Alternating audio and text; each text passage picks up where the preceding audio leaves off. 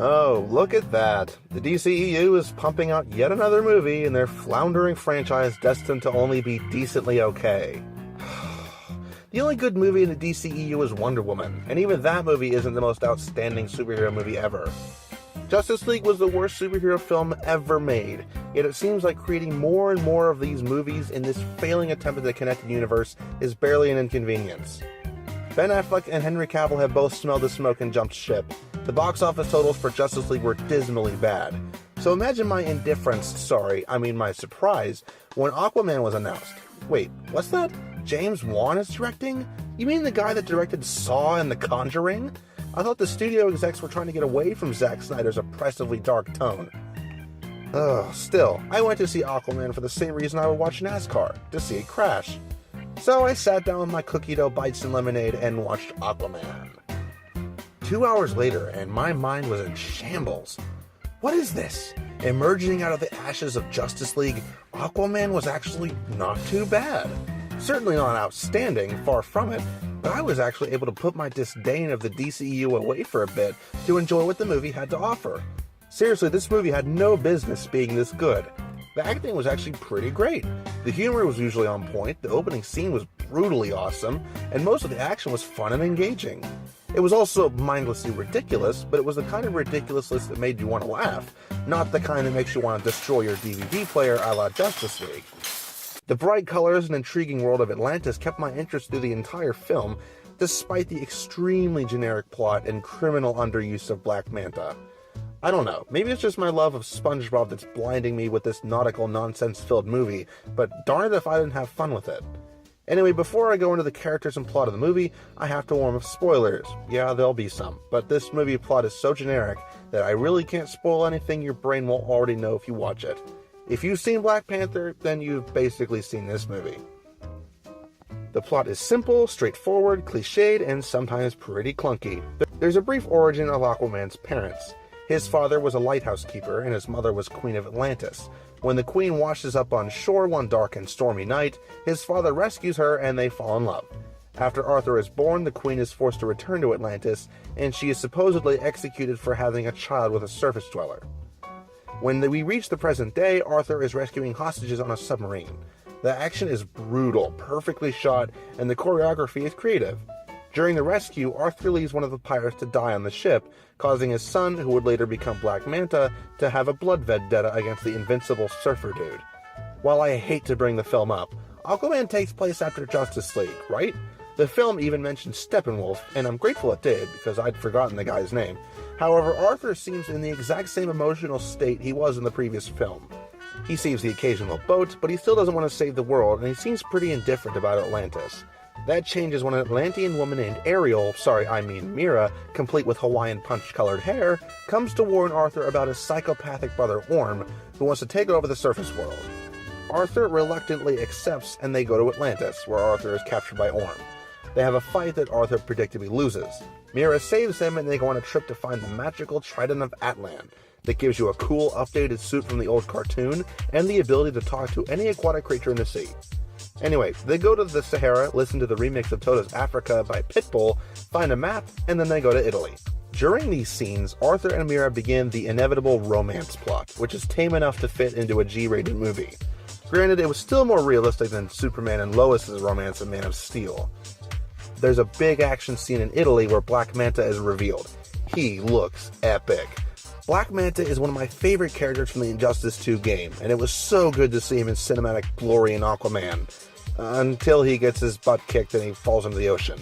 Yeah, that's it. He gets wasted after about 12 minutes of screen time. That was my biggest complaint about the whole movie. Anyway, they end up going to the trench where Arthur's mom was executed. They fend off the weird anglerfish raptors there and go to the center of the Earth? Okay. There's dinosaurs and giant mushrooms down there and stuff. Oh, and Aquaman's mom isn't actually dead. What an incredible plot twist everybody and their Uncle Tom saw coming. Yeah, so Aquaman has to get the trident, so he goes to this arena where there's this gigantic squid thing. He tells the squid thing that he needs to save his home and his family, and if that isn't good enough, then screw you. My goodness, Shakespeare weeps he cannot write dialogue this well.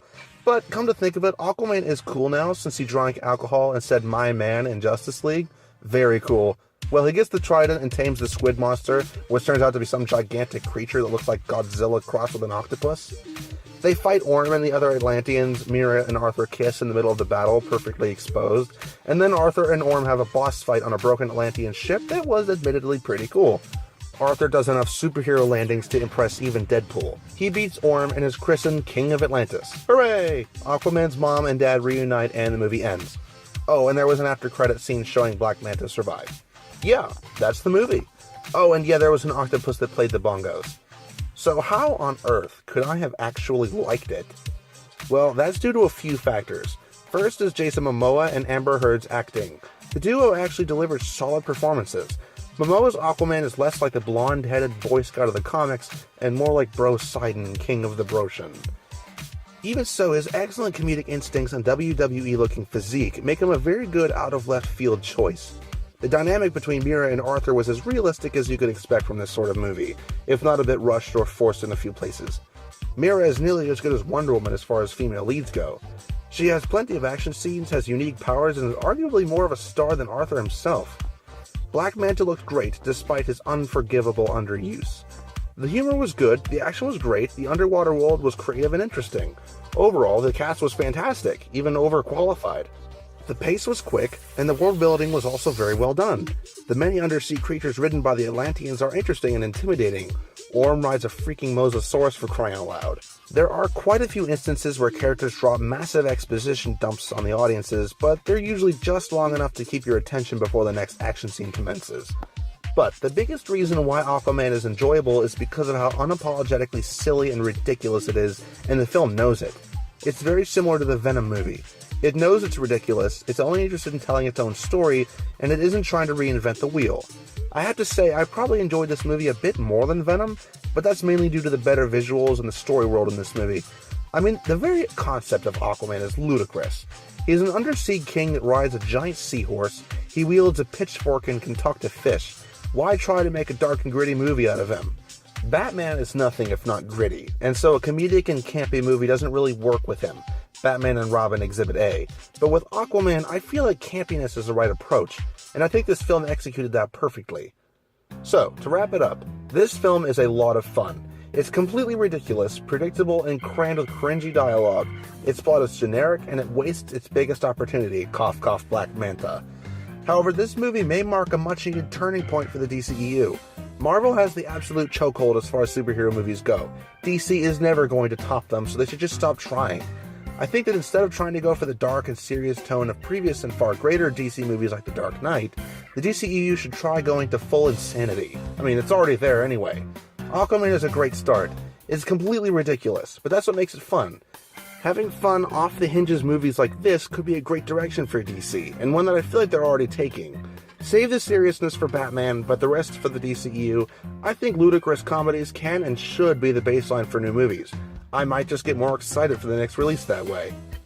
Thanks for watching my review of Aquaman. It's dumb, it's fun, and I'd actually recommend watching it. It isn't in the caliber of epic movies that Infinity War or The Dark Knight are in, but if you're looking for a movie with campy ridiculousness and a slightly younger version of Mermaid Man, I say you should watch that. If you guys enjoyed the video, then leave a like, and until next time, I'll see you guys later.